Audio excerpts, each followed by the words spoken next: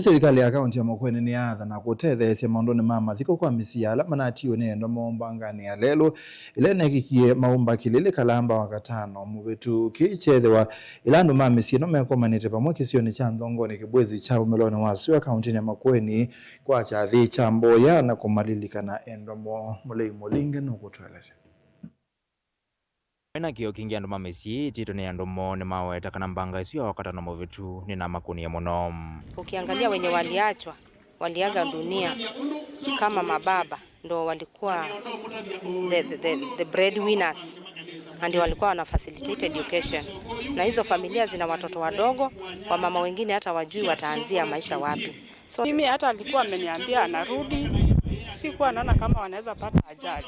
Wanakaa kama wamechanganyikiwa, wanaongea stories za kiajabu, so hao manusura bado wanahitaji counseling services because bado they are traumatized. Misi kaila ndo mango sio lo kungamana mo maithika ndo mo wathanthatu ukitem. Mimi naona sasa hata mimi sijui nitafanya nini, kwa sababu huyo mtoto wangu ndio alikuwa tegemeo na hata sina mwingine, na huyo bibi yake pia ana kazi.